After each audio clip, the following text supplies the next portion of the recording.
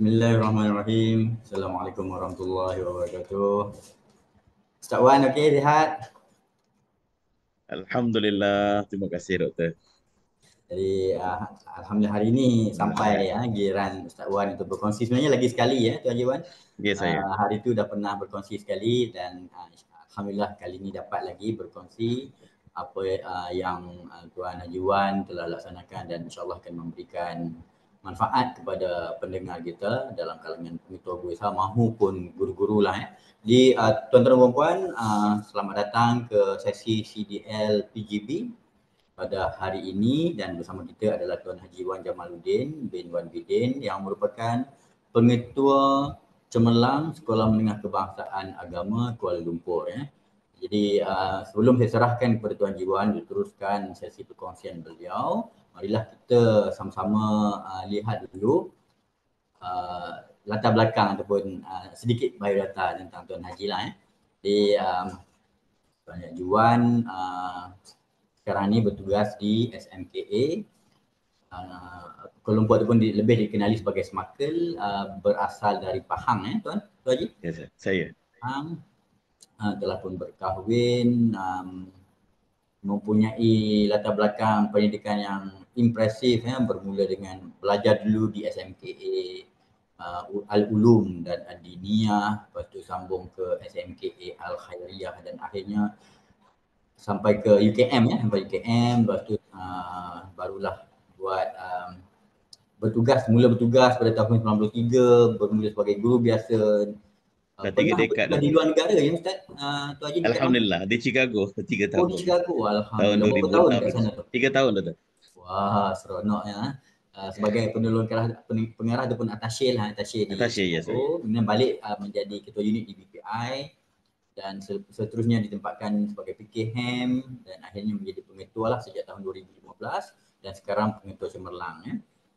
Dari segi jadi pengalaman Tuan Haji memang banyak dan saya sendiri telah mengikuti perkongsian Tuan Haji yang pertama dulu. Saya tahu banyak yang Tuan Haji buat dan menyebabkan terdapat banyak impact yang positif lah yang berlaku hasil daripada yang Tuan Haji laksanakan dan kita sama-sama doakan insyaAllah Tuan Haji baru saja melepasi interview untuk JUSASI. Alhamdulillah, tapi tak tahulah doktor. Keputusannya bukan di tangan kita. Kita cuba sediakan yang terbaik. Ya, insyaAllah kita sama-sama doakan Tuan Haji akan mendapat pengetua jumlah JUSASI tak lama lagi. Jadi untuk hari ini kita akan mendengar perkongsian Tuan Haji berkaitan dengan satu tajuk yang diberi tajuk Kepimpinan Strategis Membina Kolaboratif Memacu Kecemerlangan, satu perkongsian pengalaman. Jadi saya yakin aspek kepimpinan ini yang merupakan salah satu, dia dari segi kepimpinan ni ada banyak aspek lah, tapi dalam aspek strategik leadership ni adalah sesuatu yang mungkin tidak ramai yang tahu ataupun mahir. Jadi kita akan mendengar macam mana Tuan Haji Wan melaksanakannya yang akhirnya membawa kepada kecemerlangan ataupun memacu kecemerlangan. Jadi Tuan Haji, saya tak mahu melengahkan masa lagi, saya serahkan kepada Tuan Haji untuk melakukan. Silakan. Bismillahirrahmanirrahim.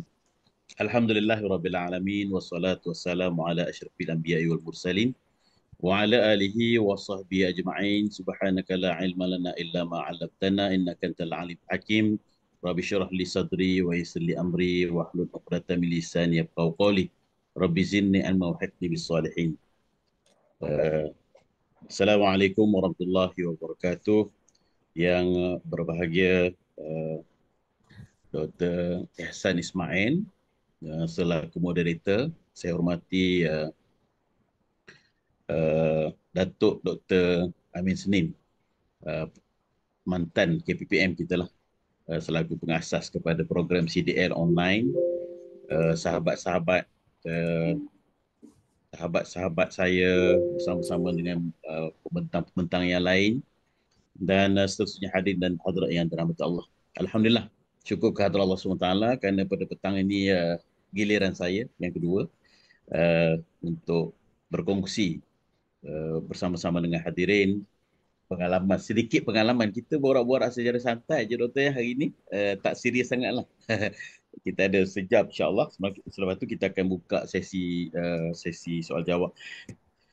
Bismillahirrahmanirrahim. Saya mulakan dengan tajuk saya pada petang ni adalah kepimpinan strategis, membina kolaboratif, menjana kecemerlangan. Itu satu perkongsian pengalaman. So insya-Allah saya mulakan pembincangan saya ini dengan firman Allah di surah Ali Imran ayat 54. A'udzubillahi minasyaitonirrajim wa makaru wa makarallah wallahu khairul makirin.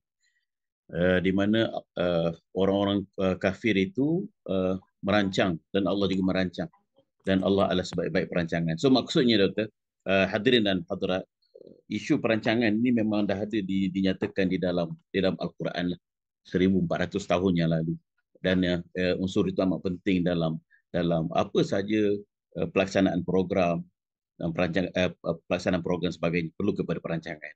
Nak mengatakan kepada kita betapa perancangan itu penting kalau nak menghasilkan sekolah yang cemerlang, memang perlu kepada perancangan. Jadi kita haraplah hasil perkongsian kita ini dapat bersama-sama kita membuka pemikiran kita, meletakkan perancangan itu aspek penting dalam pengurusan sesebuah organisasi.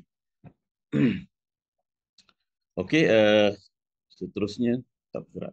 Okey, kemudian begitu juga soal perancangan disebut oleh Benjamin Franklin. If you fail to plan, you are planning to fail. Jadi ini berasa ungkapan-ungkapan yang biasa, ya. Kita lihat dari aspek perancangan ini sesuatu yang biasa dalam kehidupan kita lah. Okey. Kemudian petang ni insya-Allah beberapa objektif yang saya haraplah dapat kita capai sepanjang perkongsian kita pada petang ni. Iaitu pertamanya ialah kita haraplah selepas pembentangan saya ini kita dapat membangunkan pemikiran strategis dalam kalangan PGP kita, menjadikan analisis SWOT, TOS metrik dan semua tool analisis sebagai budaya dalam perancangan PGP. Dan yang ketiga, menjadikan perancangan strategi operasi dan dasar perancangan sekolah sebagai panduan perancangan sekolah. Kerana ini pentinglah, kalau perancangan itu tak ada, memang banyaklah kepincangan berlaku dalam pengurusan kita. Okey, inilah yang saya amalkan, Doktor. Sepanjang saya menjadi pengetua sejak tahun 2016, kemudian saya mula menyediakan dasar perancangan sekolah di awal sesi persekolahan daripada 2018 sebenarnya. 2018, 19 sampailah sekarang. Saya membentangkan dasar perancangan sekolah berdasarkan SWOT analisis kita. Kita buat SWOT analisis, kita lihat kekuatan dan kelemahan kita di sekolah dalam dan luar, kerana kita membentangkan visi dan misi perancangan kita kepada warga sekolah dan seterusnya kepada ibu bapa supaya dia tahu apa sebenarnya goal matlamat kita, perancangan kita sepanjang tahun itu. Dan di penghujung tahun kita review semula perancangan itu dan kita tentang perancangan baru dengan inisiatif-inisiatif yang kita harap dapat kita capai sepanjang tahun. So itulah kita harap budaya ini dapat kita bina bersama dengan sahabat-sahabat pengetua kita dalam menguruskan institusi masing-masing. Dan yang keempat yang kita haraplah untuk melihat kolaboratif sebagai satu elemen penting dalam pembangunan kecemerlangan sekolah. Kerana kita lihat nanti saya akan bincangkanlah aspek elemen-elemen yang menyokong kepada kecemerlangan sekolah. Ada 6 elemen. Nanti insya-Allah saya akan sentuh secara tak langsung sebelum kita melihat aspek kolaboratif inilah mengapa dia begitu penting di dalam perancangan dan pengurusan sekolah untuk melahirkan sekolah yang cemerlang. Kemudian yang terakhir sekali kita haraplah kita memanfaatkan perancangan dan pelaksanaan kolaboratif dalam membantu kecemerlangan sekolah. Jadi berdasarkan pengalaman-pengalaman yang telah saya lalui dan alhamdulillah saya manfaatkan kolaboratif yang ada dan alhamdulillah kita berjayalah menghasilkan sesuatu dan mencetus kecemerlangan di sekolah-sekolah yang telah saya pimpin. Ini 3 buah sekolah yang saya pimpin sepanjang perkhidmatan saya sebagai pengetua 2015 hingga 2023 sekarang lah. 3 buah sekolah. So alhamdulillah ini di antara moto yang saya hasilkan di sekolah-sekolah ini, mari mencipta sejarah dan pecah rekod. Kalau dia Hasanah tu saya mengucapkan tahniahlah kepada Hasanah kan, dan juga tim-tim di Hasanah ketika saya mengurus mentadbir sekolah tu berjaya. Kita mencipta rekod baru Doktor setiap tahun. Alhamdulillah 16, 17 dan 18 itu memecah rekod GPS kita 1 pointer setahun dari 6.01 kita dapat capai 3.69. Saya tinggalkan Hasanah dengan 3.69. Kemudian saya pergi ke Semesta, Sekolah Menengah Teknologi Sains Hafiz Mawid dengan pencapaian TOV ketika saya masuk tu dengan TOV 2.76 pun alhamdulillah kita boleh capai 2.17 dan kemudian 2.08. So alhamdulillah kata tahun ini berjaya memecah yang kedua tu 1.98. Alhamdulillah tahniah kepada Ustaz Wan Zaidi yang memimpin menyambung kecemerlangan Semesta. Dan alhamdulillah pindah pula saya ke Smarkel ini dengan GPS yang agak baiklah daripada 1.76. So alhamdulillah tahun lepas kita dapat capai 1.70. Alhamdulillah naik jugalah 0.06. Dan kita haraplah tahun ini kita dapat meneruskan kecemerlangan. So, bila kita bercerita tentang tajuk ini, itu kepimpinan strategis, membina kolaboratif, menjana kecemerlangan ini, memang kita takkan dapat lari lah daripada beberapa aspek berkaitan tentang kepimpinan instructional, kepimpinan cemerlang, analisis SWOT tu memang tak boleh tinggal lah. Ya, ini kalau kita kata ini satu komponen wajib bagi seorang kepimpinan di institusi untuk mencipta kecemerlangan, tidak ada pilihan kecuali membuat analisis SWOT. Dan Tomestrik itu gandingan dengan analisis SWOT lah, dan juga satu aspek yang kita nak sentuh pada petang ni ialah kolaboratif. Okey. Kita lihatlah itu ini saya go through sajalah Doktor tentang pengertian-pengertian yang dikongsikan oleh pekaji tentang kata ni. Rumusan saja Doktor ni, saya rasa orang lain pun dah tahu ni tentang apa yang dimaksudkan dengan kepimpinan, mendorong, pujuk, mempengaruhi untuk salah satu saja matlamatnya untuk mengubah atau untuk mencapai objektif. Ini sekadar perkongsian ringkaslah untuk kepimpinan instructional, deep voice, di mana kepimpinan instructional ni perlu ada visi dan misi yang jelas. Yang berdasarkan visi dan misi itulah mereka mengusahakan, mengupayakan untuk mempertingkatkan perkembangan pembelajaran murid, tingkat prestasi, meningkatkan prestasi pelajar, dan akhirnya untuk melahirkan outcome-nya menjana kecemerlangan sekolah. Jadi kalau di voice ni dia melihat berdasarkan kepada visi dan misi. Dia tak larilah dari aspek perancangan tu juga. Kemudian begitu juga dengan Greenfield dan juga Greenland menyebut tentang isu kepimpinan instructional ini, iaitu mempertingkatkan keadaan pembelajaran di sekolah, sifat semula jadi, berupaya memimpin pekerja bawahan untuk bermotivasi. Ini di antara ciri-ciri aspek-aspek kepimpinan instructional lah, di mana keupayaan untuk membina subsidiary di warga mereka di bawah kendalian mereka untuk melahirkan pekerja-pekerja bawahan yang bermotivasi. Ini di antara ciri-ciri kepimpinan instructional lah. Manakala kalau kita melihat Tan Long dia menjelaskan tentang kepimpinan kecemerlangan, yang mana mempunyai beberapa ciri, mempunyai wawasan yang jelas, bertindak berdasarkan perancangan strategi, bersikap pragmatik, dan on lah senarai di bawah tu, di mana memerlukan kepada kita mempunyai keupayaan tertentu untuk melahirkan kepimpinan yang cemerlang, termasuklah kejelikitan yang tinggi di kalangan staf. Ini secara umum saja Doktor kita cerita tentang kepimpinan. Antara lain menyebut juga dalam kajian kepimpinan untuk melihat ciri-ciri kepimpinan cemerlang tu, melihat kepada prasarana yang sesuai, gaya pengajaran guru, mencapai objektif. So semua itu adalah ciri-ciri yang menggambarkan kepada kepimpinan cemerlang seseorang pentadbir itu. Jadi kita harap kita dapat menghayatilah perkara-perkara ini untuk kita praktiskan di institusi masing-masing. Kemudian perkara kedua yang penting juga di dalam kepimpinan cemerlang.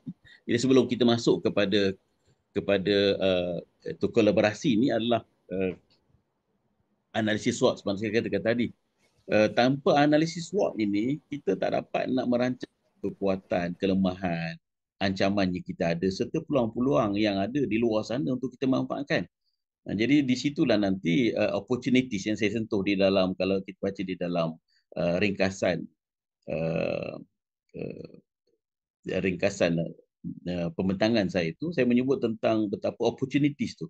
Maknanya tingginya keupayaan seorang kepimpinan sekolah itu untuk melihat opportunities yang ada di luar sana, maka lebih besarlah peluang dia untuk membentuk kolaboratif. Jadi kena ada daya kreativiti yang tinggi lah di kalangan kepimpinan untuk melihat apa peluang kita yang ada di luar. Jadi untuk kita melihat. Jadi sebab itulah saya katakan tadi bahawa keupayaan untuk membuat analisis SWOT itu adalah penting. Untuk kita melihat apa kekuatan yang kita ada, apa yang boleh kita bina untuk mengekal, untuk menambah, untuk tingkatkan apa yang dah sedia ada. Kemudian perkara-perkara yang menghambat kita, weaknesses kita, untuk kita lihat supaya dapat kita hapus ataupun kita kurang atau kita hindari kekurangan itu. Dan kemudian opportunities, iaitu di mana kita cuba kekal, kita tambah dan kita tingkatkan peluang-peluang yang kita ada. Dan yang terbaik sekali kalau sekiranya kita boleh mencipta peluang, kan. Setengah kepimpinan sekolah kadang-kadang lah kita melihat malah ada peluang dah, tetapi melihat perkara itu sebagai satu masalah pula pada dia, sedangkan itu sebenarnya peluang dia untuk dia dicapai, untuk dia create, tetapi menjadikan itu sebagai satu masalah pula kepada dia dan sebagainya, sehingga akhirnya dia tak dapat memanfaatkan peluang yang kita ada. Di aspek peluang, kan, ada orang yang istilah kita sebut menolak peluang, menunggu peluang, kan. Tapi yang terbaik sekali ialah mereka yang berjaya untuk mencipta peluang, kan. Kita lahirkan peluang-peluang baru untuk kita manfaatkan dalam pengurusan kita. Dan begitu juga aspek ancaman di mana kita cuba untuk hapus atau kita kurang atau kita hindak. Saya sebut tentang analisis SWOT kerana nanti dia akan berkait dengan opportunities lah, maknanya dengan kolaboratif tadi. Okay, kemudian gandingan kepada analisis SWOT ni adalah TOS Matrix. Ini perlu ada kemahiran juga dalam kalangan pentadbir-pentadbir kita untuk supaya kita boleh menggandingkan antara kekuatan dengan opportunities, supaya kita boleh gunakan kekuatan dalaman yang kita ada itu untuk kita mengeksploitasi peluang-peluang yang ada di luar sana, dengan gandingan kekuatan dan peluang yang kita ada di luar sana, menyebabkan kita boleh menghasilkan kecemerlangan yang berganda lagi. Kita memang dah ada kekuatan yang ada, ditambah dengan peluang yang ada di luar sana, maka lebih hebatlah pengurusan yang kita boleh capai. Kemudian begitu juga gandingan dengan kekuatan dengan threaten, di mana kita menggunakan kekuatan dalaman yang kita ada ini untuk menghalang atau meminimalkan impak atau kesan daripada ancaman yang kita hadapi di luar sana, kan. Kalau kita tahu ancaman dan peluang itu berada di luar kawasan kita, manakala kekuatan dan kelemahan itu adalah dalam lingkungan diri kita sendiri atau dalam lingkungan pagar institusi sendiri. Dan begitu juga lah kita melihat kekurangan yang kita ada. Kekurangan yang kita ada itu sebenarnya boleh kita atasi, insya-Allah, kan. Sebab kalau kita fikir don't describe problem, saya punya prinsip saya sebenarnya, saya beritahu dengan gurunya, dengan warga saya kata don't describe problem, describe solution. Apa yang boleh kita carikan ikhtiar untuk menyelesaikan masalah itu. Memang kita tak nafikan weaknesses itu ada dalam institusi kita dan diri kita sendiri, tetapi sebenarnya kekurangan, kelemahan, kekurangan yang ada pada diri kita atau ke institusi kita itu sebenarnya boleh kita atasi dengan peluang-peluang yang ada di luar sana, kan. Kita boleh mengurangkan atau menghapuskan kelemahan dan kekurangan itu dengan mengeksploitasi peluang-peluang yang ada di luar sana. Dan manakala kita begitu juga dengan weaknesses dan juga dengan threaten tadi, mana kita boleh meminimalkan kelemahan dan ancaman-ancaman dengan adanya kekuatan dan juga peluang-peluang yang di luar sana. Okey, ini sebenarnya intro lagi ni, doktor. Baru kita masuk sikit kepada kolaboratif lah. Jadi kolaboratif dalam konteks institusi, dia melihat kepada dua aspek mengikut pandangan saya lah. Berdasarkan pemerhatian saya, dia ada kolaboratif dan makro dan mikro. Kalau kita kata kolaboratif makro ni adalah yang berkaitan dengan opportunity tu. Manakala yang mikro tu adalah dalam dalaman institusi itu sendiri. Kerana kita memang perlu juga wujudkan bentuk-bentuk kolaboratif secara mikro ni dalam institusi kita. Tapi secara makronya ini yang kita cuba kongsikan pada hari inilah, iaitu kolaboratif kepada peluang-peluang berdasarkan peluang-peluang yang kita ada di luar sana. Ini perbezaan di antara kadang-kadang orang pun confuse juga kata kolaborasi ke kolaboratif. Saya mula-mula confuse juga. Kolaborasi ke kolaboratif. Kadang-kadang orang melihat kadang nak guna kolaborasi, kadang nak guna kolaboratif. So berdasarkan kamus dewan lah. Saya sembang kamus dewan. Ya betulnya kolaboratif tu. Kolaborasi ni subahat. Subahat dengan musuh atau sesuatu usaha dengan perkara-perkara yang negatif lah kita nama sebagai kolaborasi. Tapi kolaboratif ni adalah memberi makna yang baik. Kerjasama yang erat antara dua pihak sebagainya. Ini sebagai maklumat tambahan lah kepada kita ya. Maksud kolaboratif. Okey, jadi tujuan di antara mengapa kita rasakan kolaboratif itu penting, sama ada dari bentuk makro ataupun mikronya lah, kolaboratif mikro ataupun makro. Mana dengan adanya kolaboratif itu dapat meningkatkan fleksibiliti organisasi kita. Iaitu keanjalan organisasi kita dapat kita bentuk bila adanya kolaboratif. Bila tak ada kolaboratifnya, dia jadi macam berlaku ketegangan, tak ada tolak ansur kan di dalam organisasi kita. So tuan-tuan dan puan-puan, sebab itulah kita perlu wujudkan kolaboratif dalaman lah secara mikro. Kemudian kolaboratif juga dapat digunakan untuk saling mempertaut para pekerja. Ada penerimaan antara satu sama lain, give and take kan. Kalau ada kolaboratif, di antara tujuan kolaboratif antara lain ialah kolaboratif juga dapat dimanfaatkan untuk memperlakukan pekerja atau pegawai secara yang sihat. Kalau tak ada kolaboratif, masing-masing duk ikut idea masing-masing kan, jadi payahlah. Kolaboratif juga dapat digunakan untuk menyelenggarakan mesyuarat perancangan yang produktif. Jadi perlu ada nilai-nilai kolaboratif dalam pengurusan mesyuarat kita yang produktif. Tidak duk bertekak je lah dalam mesyuarat dan akhirnya kita tidak ada pemuafakatan kan. Tapi kadang-kadang ada juga istilah biar kita bertengkar dalam mesyuarat daripada kita bertengkar dulu mesyuarat. Tapi akhirnya hasil daripada pertengkaran dalam mesyuarat itu akan melahirkan satu keputusan yang baik. Dan keputusan yang baik itu adalah berdasarkan kepada kolaboratif juga. Kemudian selain daripada itu juga dapat memperkuat kolaboratif, semakin memperkuat terciptanya bakat-bakat pekerja yang tinggi. Ini penting kolaboratif juga. Kalau tidak, kita ada sebenarnya ada bakat-bakat yang terpendam di dalam organisasi kita.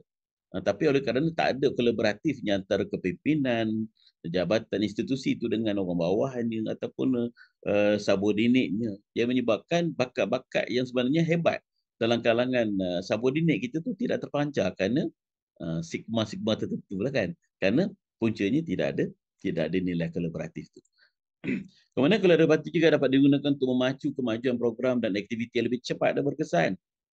Kalau tak ada kolaboratif memang payahlah. Teamwork kan, daripada kolaboratif juga terbentuknya teamwork. Jadi daripada situ akan menyebabkan program dan aktiviti kita lebih cepat dari segi pengurusan. Tak ada tersangkut di sini sebagainya kerana nilai kolaboratif yang tinggi. Kemudian kolaboratif juga dapat meningkatkan daya sepunya yang lebih tinggi dalam kalangan ahli. Dia rasa ini adalah organisasi kita.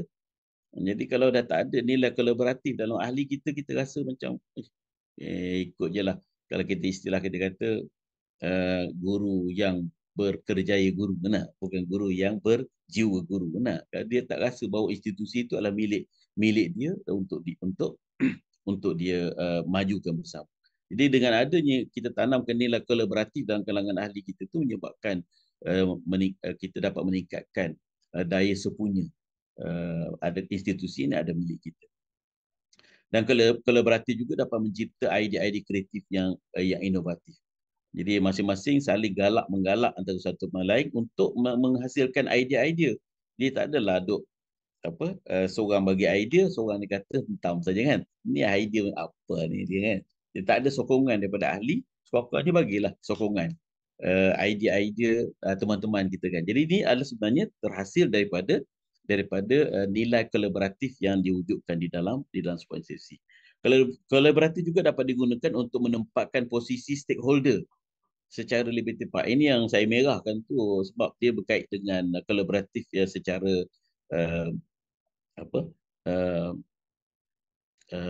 yang luaran inilah. Mana dengan adanya nilai kolaboratif kita cuba bentukkan, dia akan melihat siapakah yang stakeholder yang di luar sana yang boleh kita manfaatkan uh, untuk kita boleh kita gunakan di dalam membangunkan institusi kita. Pentingnya kita menanamkan nilai kolaboratif juga. So kolaboratif juga dapat digunakan untuk meningkatkan produktiviti kerja bagi setiap individu yang terlibat, dan kolaborasi juga dapat digunakan untuk meningkatkan keuntungan kepada semua pihak. Ini di antara beberapa tujuan lah mengapa kolaboratif itu penting.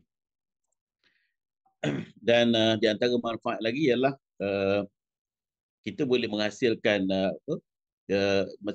sebenarnya kita kata tadi, kita boleh menghasilkan bakat-bakat terpendam dalam organisasi kita bila kita ada kolaboratif di dalam organisasi kita, dan dia akan meningkatkan skill ataupun talent, kemampuan pekerja-pekerja kita tu dapat kita bina, kita develop, dan kita boleh menghasilkan penyelesaian masalah yang mudah lah bila kita ada wujudnya kolaborasi dalam organisasi.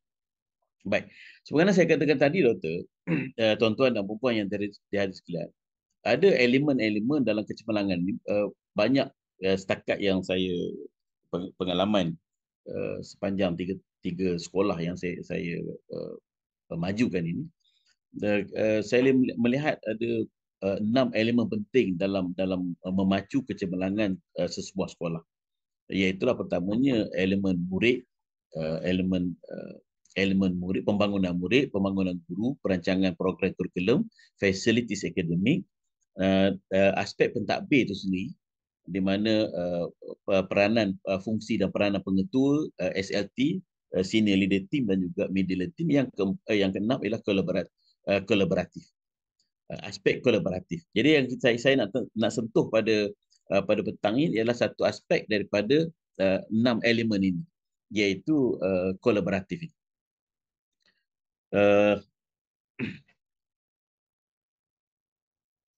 Baik, apabila kita mewujudkan elemen-elemen, kita gerakkan elemen kolaboratif ini berdasarkan pengalaman lah. Ini saya sentuh secara tidak langsung pengalaman saya dalam membangunkan 3 sekolah.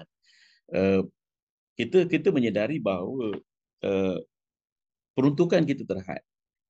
Kita tak banyak peruntukan kewangan dalam aspek-aspek tertentu. Memang kita tidak dapat menyediakan semuanya, terutama dari aspek prasarana, kepakaran dan sebagainya. Sebab itulah kepada kepimpinan sekolah, mana kita perlu berfikir secara kreatif dan inovatif untuk memanfaatkan opportunity atau peluang-peluang yang ada di luar sana tu untuk membangunkan sekolah saya. Ini saya cerita berdasarkan pengalaman saya lah, membangunkan sebuah sekolah yang ketika itu memang agak dhaif lah dari segi pembangunan dan sebagainya. Ini kalau kita lihat sekolah ni dulu, Sekolah Menengah Agama Al-Hasanah 2016 sampai 2019, melengkapkan infrastruktur sekolah sepenuhnya dengan penuh strategis mulai 2016 hingga 2019. Alhamdulillah. Ya, itu dari kalau kita melihat keadaan sekolah itu, seumpama itu tidak akan dapat dibangunkan tanpa adanya kolaboratif dengan pihak-pihak di luar sana. Jadi alhamdulillah, sepanjang 4 tahun 2016 dan 2015 saya sebagai PKM di sekolah tu 2013, kemudian 14 15 September 2015 saya menjadi memangku pengetua, Jun 2015 memangku pengetua, September 2016 sebagai pengetua di situ. So alhamdulillah, dengan strategi kita memanfaatkan kolaboratif dengan pihak-pihak yang berkepentingan. Alhamdulillah kita dapat membina, mengubah prasarana yang ada di situ. Contohnya lah macam kita manfaatkan kerjasama kita dengan ahli parlimen, kan? Ada ahli parlimen di mana dengan kolaboratif yang cukup baik, kerja yang sangat baik, kita dapat bina pagar. Kemudian bahagian depan sekolah, ini pagar, pintu pagar sekolah, di mana alhamdulillah kita dapat 30,000 di situ. Kemudian pagar kita dapat 40,000 lagi. Kemudian macam mana kita membina, saya dapat peruntukan daripada bahagian pendidikan Islam untuk membina bangunan makmal sains contohnya, dan kemahiran, bengkel kemahiran hidup. Tapi peruntukan itu kita rasakan dapat kita gunakan dengan lebih baik lagi. Sebab peruntukan yang dibagi itu sekadar untuk bina bangunan di bawah satu tingkat, kan. Ini contohlah pengalaman saya. Jadi kita nak bina, sedangkan kita tak ada dewan. Ketika itu kita tak ada dewan. Jadi kita pun apa yang kita ikhtiarkan, mohon kebenaran daripada bahagian pendidikan Islam untuk kita angkat bangunan itu jadi 2 tingkat. Kemudian perlu kepada peruntukan tambahan sebanyak 40,000 kita nak bina untuk jadikan dia dewan terbuka di bawah bangunan itu. Kemudian kita manfaatkan kolaboratif kita dengan penduduk sekitar di Felda Keratung 1, 2, 3 sampai Keratung 5 tu, dengan kerjasama pengurus Felda dan sebagainya. So kita jana sumbangan untuk bangunan baru di situ. Alhamdulillah kita berjaya memanfaatkan hasilnya itu dengan terbinanya bangunan itu, dewan terbuka sebelah bawah. So begitu juga dengan ini saya bercerita berdasarkan pengalaman saya lah di SMA Al-Hasanah tu. Kita dapat juga berjaya juga membina surau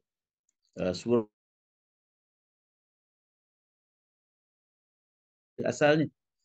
Tapi kita rasakan peruntukan itu tidak mencukupi untuk membina sekurang-kurangnya asas surau yang baik. Tetapi alhamdulillah kerana hubungan baik kita dengan kebetulan sekolah itu, sebab saya kata tadi, kita melihat apa peluang yang kita ada. Sekolah itu berada di dalam kawasan Felda. So kita rasakan insya-Allah Felda boleh membantu.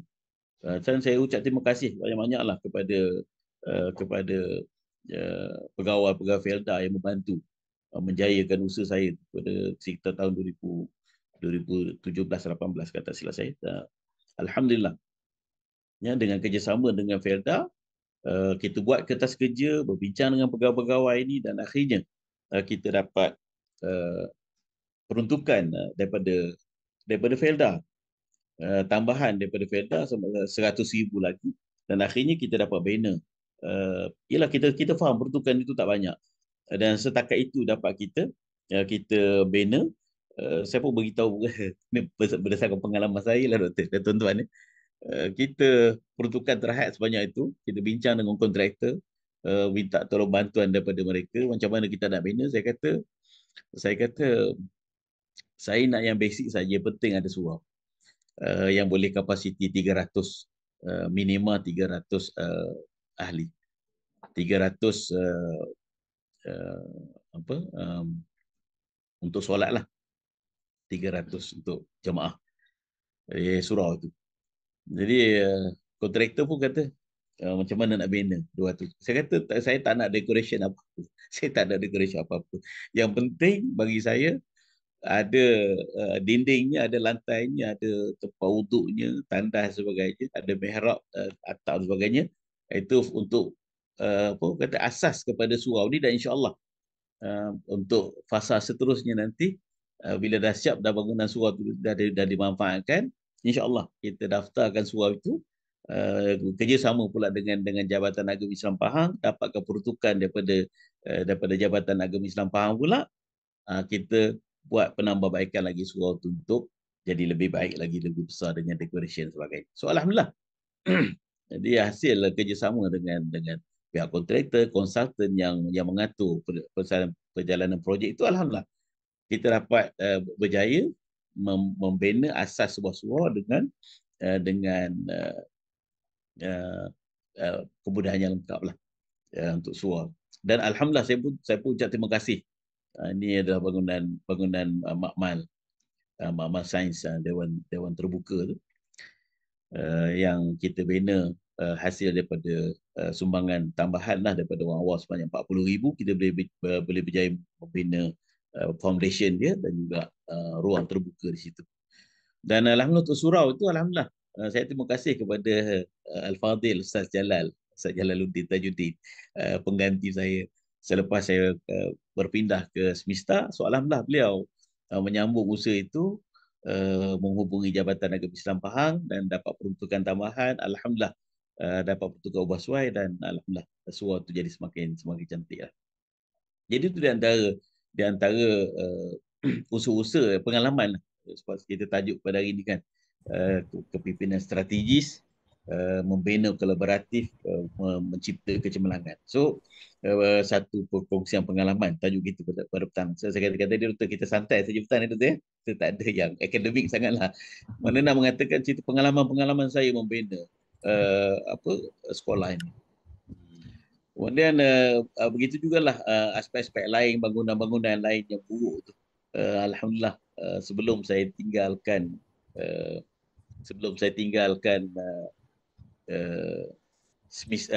Hasanah tu, alhamdulillah hampir keseluruhan lah kawasan. Dan satu lagi yang saya seronok jugalah Doktor, di situ kita bekerjasama berjaya membentuk satu kolaboratif yang hebatlah bersama dengan PIBG, PIBK dan NGO, di mana kalau Doktor tahu, zaman saya dulu tu sekolah tu dikelilingi oleh hutan. Oh, hutan Sahabat-sahabat di Keratun dia tahulah sanah tu macam mana. Tak ada pagar-pagarnya, memang pagar hutan tu lah.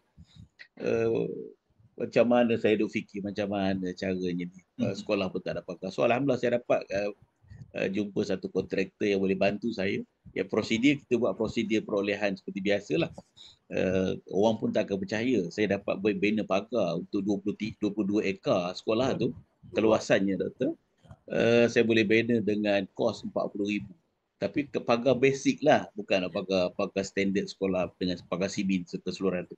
Tu kalau kita nampak pagar sepenuh tu kan, gambar tu, chain link tu. So alhamdulillah, dan hutan itu kita dapat kerjasama kolaboratif dengan 26 NGO, dengan JEPAM, Bomba, dengan PIBK, Ibu Bapa dan orang kampung. Menerang hampir, saya ingat kata silap saya, sekitar dalam hampir 4 atau 5 ekar juga hutan yang di sekeliling Hasanah tu dulu. So alhamdulillah, rupa-rupanya Doktor yang seronoknya lagi, rupa-rupa je dalam hutan tu ada 10 batang durian Doktor. Yang sebelum ni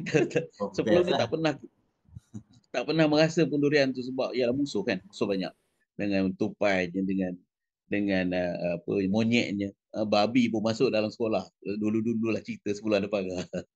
Jadi bila kita hutan terang, rupanya ada 10 batang durian di situ. Alhamdulillah 2 tahun saya dapat rasa makan durian, panggil geng-geng wanita-wanita Feda untuk nak masak bubur durian. So alhamdulillah tu nak ceritakan kepada sahabat-sahabat pentua dan guru besar lah di dalam yang bersidang bersama-sama dengan kita ni. Mana nak mengatakan bahawa kalau kita manfaatkan kolaboratif kita dengan mengambil peluang-peluang atau opportunity yang di luar ni, memang alhamdulillah kita dapat bina sesuatu. So alhamdulillah terang sekolah tu dengan pagarnya elok. Kemudian saya tanam lagi sawit, Doktor. 200 batang sawit saya tanam kawasan tu dengan kerjasama pengurus Feda Keratun 1 tu dan juga PIBG. So kita kita wakaf. Hasil dia tu boleh dekat sekolah tu, sawit tu. Ya betul. Itu di bawah lembaga pengurus sekolah lah. Sekolah tu di bawah lembaga pengurus sekolah, dipengerusikan oleh pengurus Feda Keratun 1. Dan di bawah kelolaan lembaga pengelola sekolah lah dan dengan bantuan PIBG. So saya rasa sekarang ni mungkin dah keluar hasil kot. Saya dah lama tak pulang ke Hasanah sekitar tahun 2017 2018. So mungkin dah keluar hasil lah durian itu kelapa sawit tu. Dan begitu jugalah beberapa usaha lagi yang saya buat berdasarkan pengalaman saya lah. Semuanya ini adalah hasil daripada kolaboratif kita. So saya nak ceritakan berkongsi pengalaman saya dengan tuan-tuan dan sahabat-sahabat. Kalau kita manfaatkan, sebenarnya banyak doktor dan sahabat-sahabat yang di luar sana ni individu-individu yang pemurah, sebenarnya ramai di luar sana yang sedia membantu untuk kecemerlangan sekolah. Ini di antara gambar-gambar yang saya kongsikan dengan sahabat-sahabat penonton lah, macam mana kita membuat perubahan sekolah itu. Kemudian masa saya di Smista kita tak adalah masalah sangat doktor, sebab tuan-tuan, sebab di bawah MAWIP, Majlis Agama Islam Wilayah Persekutuan. So sekolah ini punya peruntukan yang agak baik lah daripada MAWIP, dan pembangunan memang diambil berat oleh MAWIP lah. Sekolah tu kecil, bangunan terhad. So alhamdulillah dengan kerjasama yang baik dengan MAWIP di Smista kita berjaya mencetuskan satu menghasilkan smart classroom. Kita cetuskan bersama dengan MAWIP, dapat satu alhamdulillah peruntukan yang agak besar juga daripada MAWIP untuk bina satu sampel future classroom. Tetapi malangnya saya tak sempat nak bersama-sama rasmi, saya dah pindah. Kita dapat pada 2022 tu saya dah pindah ke Semaka. Jadi kemudian di Semaka ni alhamdulillah kita pun mempunyai perancangan kolaboratif yang bagus juga di Semaka, kerana kita di Semaka ni dia mempunyai PIBG yang cukup hebat. PIBG yang cukup hebat, alumni-nya pun bersemangat, memang willing to help sekolah lah, memang cukup hebat untuk bantu sekolah. Dan untuk makluman sahabat-sahabat juga lah doktor dan juga sahabat-sahabat guru besar, di Semaka ni kita ada KSIB di setiap tingkatan.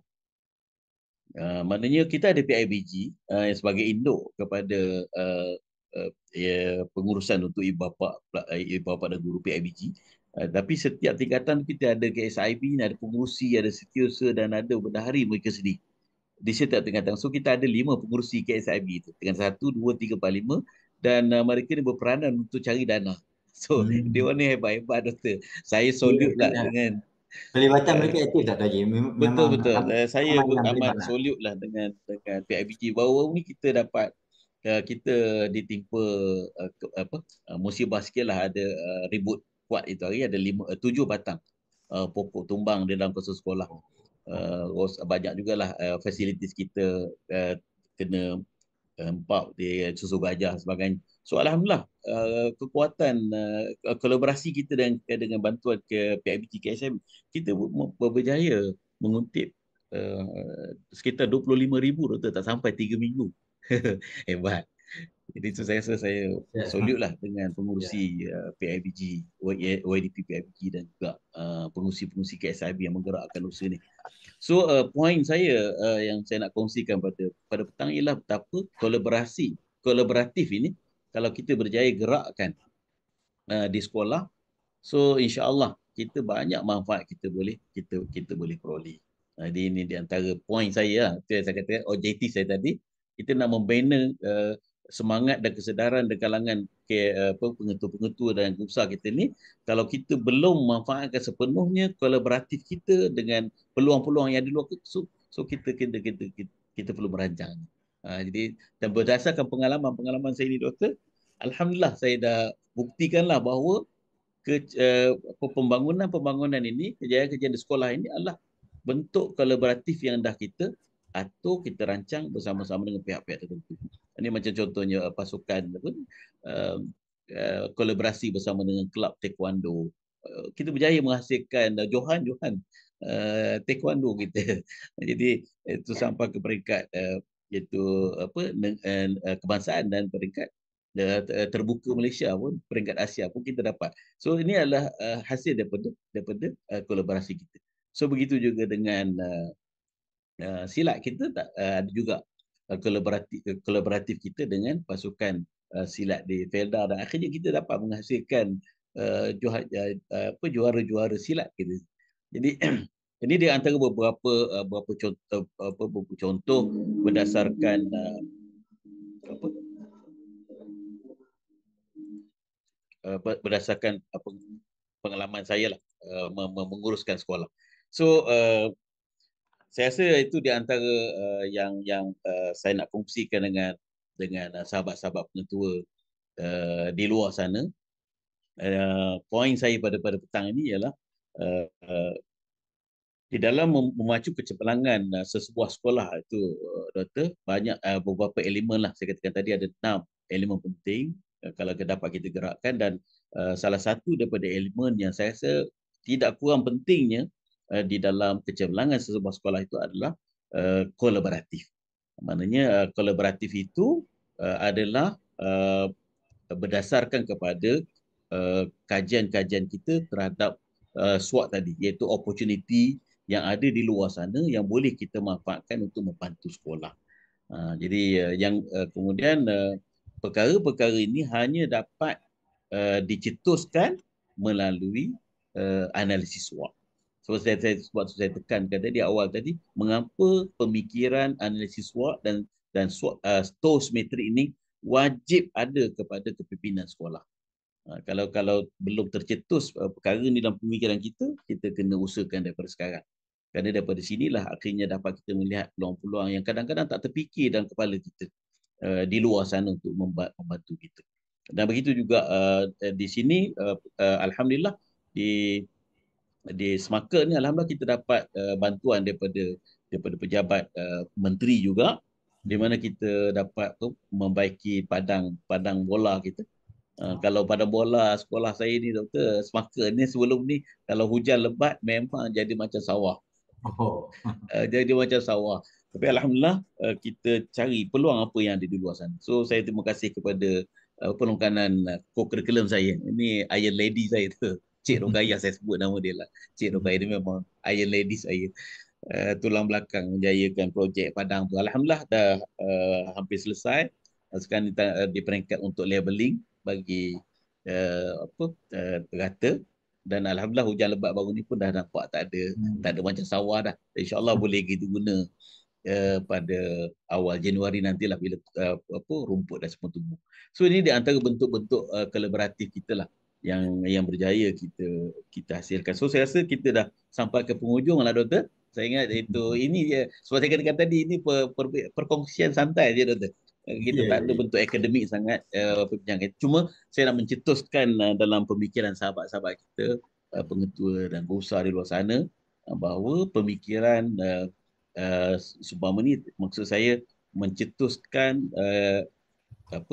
pemikiran kolaboratif ini perlu ada dalam kalangan kepimpinan sekolah kita untuk dalam usaha kita membantu kecemerlangan sekolah. Di samping usaha-usaha lain itu memang kita tidak nafikan. InsyaAllah kalau ada kesempatan yang lain nanti kita kupas aspek-aspek lain pula lah. Sebab daripada 6 elemen. Sebelum ni saya dah bincang tentang kepimpinan pengetua dalam membina kurikulum yang saya kata program santai GPM tu, Guru Purata Murid tu, yang juga membantu kecemerlangan sekolah saya tu, yang saya dapat hasilkan 6.01 sampai 3.69, daripada 2.20 pergi kepada 2.08, daripada 176 kepada 170. So doakan kecemerlangan sekolah saya pada tahun ini. So saya rasa itu sahaja di antara bahan perkongsian kita pada petang ini, Doktor. So saya minta maaf banyak-banyak kalau sekiranya mungkin apa yang saya kongsikan pada petang sebenarnya dah ada dalam pemikiran sahabat-sahabat. Kalau sekiranya apa yang saya sampaikan itu memang dah ada di dalam pemikiran sahabat-sahabat pengetua dan berusaha, anggap ini sebagai satu refreshment kita untuk menguatkan semangat kita semula untuk kita mencari peluang-peluang yang ada di luar sana untuk mewujudkan kolaboratif yang bermanfaat bagi pembangunan sekolah kita. So saya rasa itu saja. perkongsian saya pada petang ni mungkin ada 10 minit lagi sebenarnya hutang saya, doktor. Walau macam mana kita Ya, buka kepada hadirin lah untuk ya, ya. sesi pertanyaan. So saya rasa itu Boleh. saja. Apa yang baik itu ilham daripada Allah SWT. Salah dan silap itu adalah kelemahan saya sebagai manusia, manusia biasa, dan saya bersedia untuk menerima apa-apa pertanyaan setakat yang saya mampu kongsikan jawapannya nanti. Sekian, Masih banyak billahi Ustaz. taufiq wal hidayah. Assalamualaikum warahmatullahi wabarakatuh, dan saya kembali kepada Dr. Ehsan untuk sesi Waalaikumsalam. soal jawab. Terima kasih. Warahmatullahi wabarakatuh. Masih banyak Ustaz. Satu perkongsian yang sangat bagus. Inilah yang dihasratkan oleh Datuk Dr. Amin apabila diwujudkan CDL PGB ini. Kita nak pengetua dan juga guru besar yang telah pun melaksanakan any activity, contohnya yang seperti yang telah dibuat oleh Ustaz Wan ni, untuk dikongsikan dengan orang PGB yang lain supaya kita boleh cuba sama-sama laksanakan yang sama. Dan apa yang Ustaz lakukan di sekolah sebelum ini dan juga di sekolah sekarang di Semaka juga telah membuahkan hasil yang kita boleh nampak, telah memberikan hasil yang sangat positif.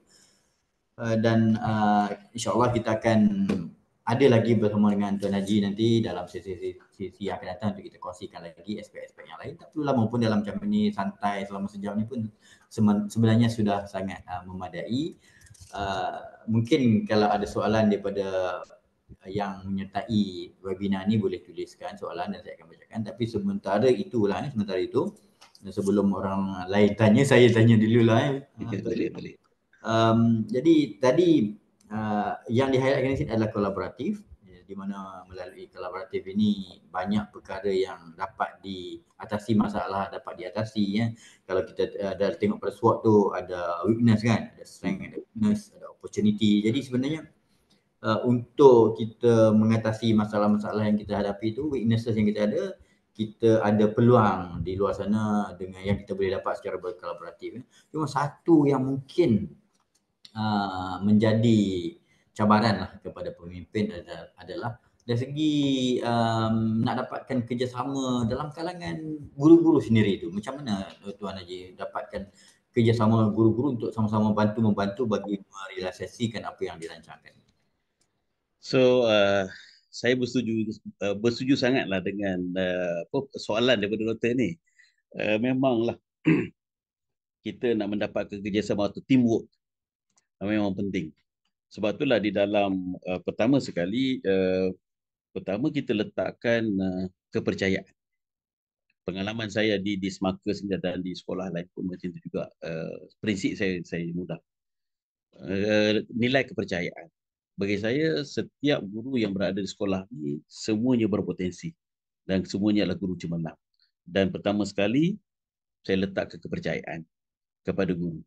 Dan saya mintalah kepada guru untuk menjaga kepercayaan itu. Jadi bila ada kepercayaan tu, insya-Allah kerjasama tu dapat diberi dengan baiklah. Jadi ini di antara usaha yang kita lakukan di sekolah, dan kita sentiasa pesan kepada guru bahawa terutamanya sekolah sekarang lah, kita kata kita dah berada di sekolah yang cemerlang, alhamdulillah. Kita 1 poin lebih tu sekolah cemerlang, betul kan? Jadi saya pesan kepada guru-guru, saya kata semoga kita tidak menjadi asbab kepada penurunan prestasi sekolah kita. Maknanya ini sekolah ini menjadi satu perangsang lah kepada guru-guru saya untuk menjaga prestasi mereka. Dan salah satu daripada nilai prestasi yang perlu mereka jaga ialah kerjasama. Kan, kalau tak ada kerjasama, maka prestasi tidak akan dapat dicapai. Sebab itulah saya katakan tadi, tujuan kolaboratif yang saya huraikan tadi kan, ada beberapa aspek itu, di mana dengan kita menekan tentang kolaborasi ini, dia akan meningkatkan daya sepunya dalam kalangan. Jadi memang ini di antara cabaran utama juga dalam sebuah institusi lah untuk dapat kerjasama dan tapi alhamdulillah sepanjang pengurusan saya di sekolah ni kita dapat kerjasama yang cukup baik lah.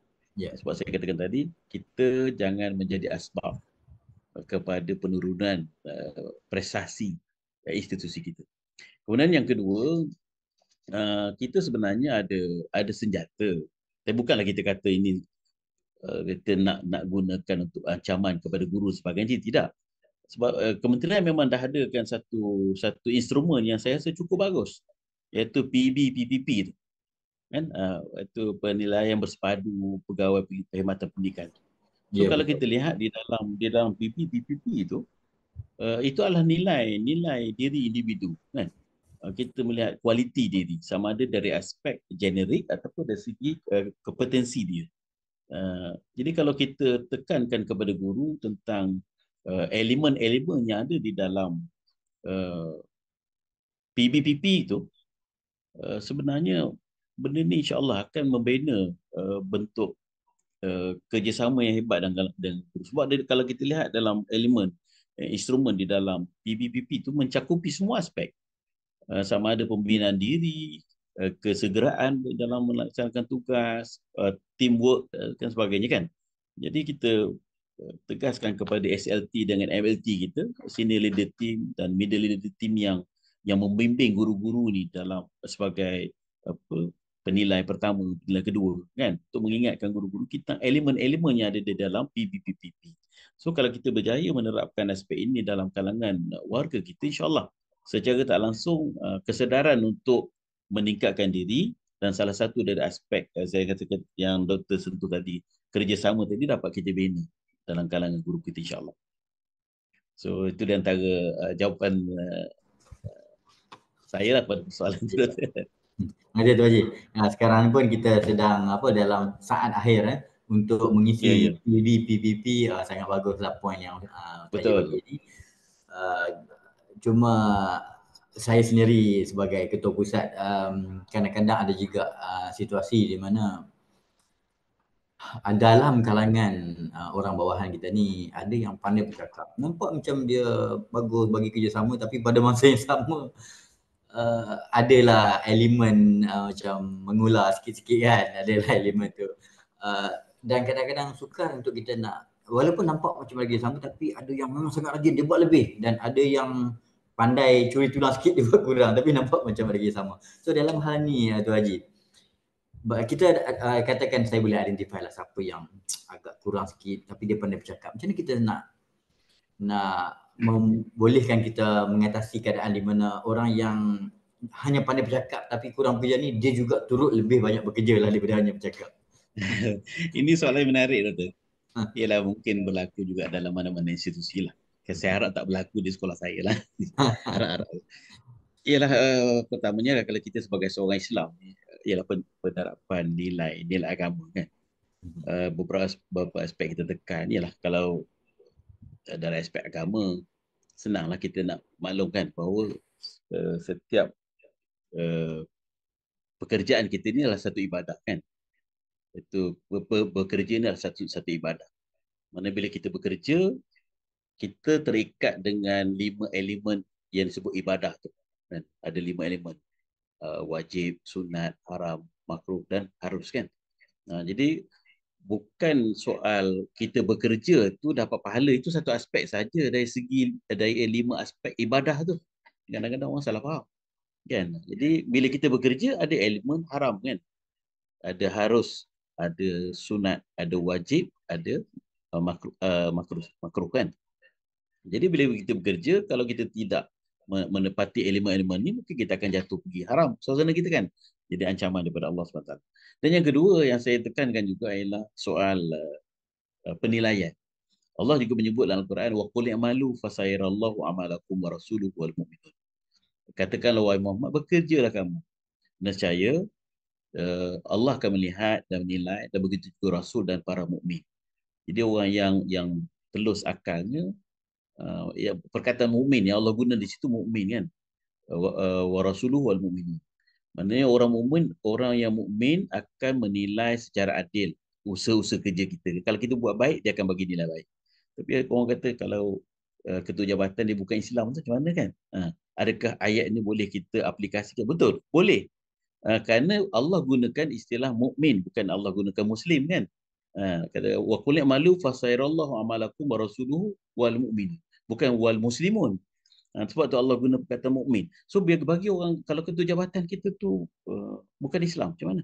So konteks mukmin di situ ialah ketua jabatan yang profesional, kan, yang tidak ada bias dan sebagainya. So insyaAllah dia akan memberi nilai yang terbaik juga pada kerja-kerja kita kan. Kemudian yang ketiganya doktor, yang ialah kita kena beritahu kepada apa orang bawahan kita lah berkaitan dengan soal kerja ni, uh, ketua jabatan yang tinggi istingnya kan, insyaallah dapat membaca uh, apa nilai kerja orang bawahannya. Dan ialah kita tak perlu berpura-pura sebenarnya kan dalam melaksanakan kerja. Kita tak perlu berpura-pura kerana sekarang ni informasi berada di hujung jari kan. Jadi ini kita ingatkan pula macam yang doktor bagi tahu tadi, maknanya ada yang mengulau-ngulau di luar kita nah, tapi depan kita wah macam lipas gunung punya paturan. Tapi kita bagi tahu lah, kita pesan kan, kita kata ialah kerana teknologi berada di hujung jari kan. Boleh kita dapatkan informasi ini di mana-mana saja. So saya ingat yang penting bimbingan lah doktor. Ya, dan kita wujudkan apa bonding kita dengan pekerja-pekerja bawahan kita, subordinate kita, dan kita membentuk satu tim SLT dan MLT yang baik. So kalau kita ada gabungan-gabungan ini, saya rasa insya-Allah apa-apa isu yang berkaitan dengan persoalan yang doktor timbulkan tadi dapat kita selesaikan di peringkat jabatan insya-Allah. Alhamdulillah. Terima kasih banyak Tuan Haji. Dan mungkin satu perkara juga yang kita sebagai ketua kena buat, malah bukan saja ketua lah tapi sesiapa saja, kita kena kurangkan membuat andaian lah. Kadang-kadang kita ketua buat andaian tentang anak buah, mungkin anak buah buat andaian tentang ketua. Jadi faktor komunikasi sangat penting lah untuk mengatasi masalah ini kan. Kalau ada apa-apa persoalan, ada apa-apa ketidakjelasan, kena bersemuka dan dapatkan penjelasan lah. Betul. Itu insyaAllah apa yang Tuan Haji bawa dari segi nak buat kolaboratif dan sebagainya itu yang sebenarnya applicable dalam semua aspek ya. Bersama di sekolah maupun di tempat kerja saya di IAB ataupun di mana-mana saja, kolaboratif ini adalah sangat-sangat penting lah untuk kita sama-sama amalkan. Jadi saya rasa kita pun dah sampai ke penghujung, insyaAllah nanti tahun depan lah kita akan ada lagi sesi bersama Tuan Haji. InsyaAllah. Mungkin masa itu Tuan Haji dah pun jusasi, saya doakan. Wallahualam. Saya tolong amin je dah. Tapi walaupun apa itu wa qul malu fa sayarallahu amalakum wa rasuluhu. Bekerjalah kamu, nescaya Allah akan melihat menilai pekerjaan kamu, dan kita tak perlu nak berpura-pura dalam melaksanakan tugas kita. Kalau kita buat yang terbaik, insya-Allah akan menilai benda itu yang baik, dan begitulah sebaliknya. Insya-Allah. Okey, jadi alhamdulillah kita dah selesai untuk minggu ni. Insya-Allah minggu depan ada satu lagi perkongsian daripada Cikgu Zamri, Tuan Haji Zamri, merupakan pengetua dari Kelantan SMK Pengkalan Cepa sekarang ni.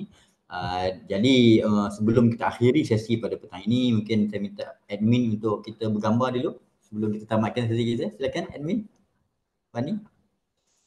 Okey, tuan-tuan dan puan-puan boleh on kamera. Ya, onkan kamera masing-masing. Dan terus kekal senyum.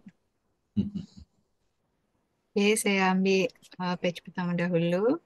Okey, ready? Semua senyum. 1, 2, 3. Sekali lagi. 1, 2, 3. Freestyle. 1, 2, 3. Okey, page kedua. Okey, semua sudah. Dah ya.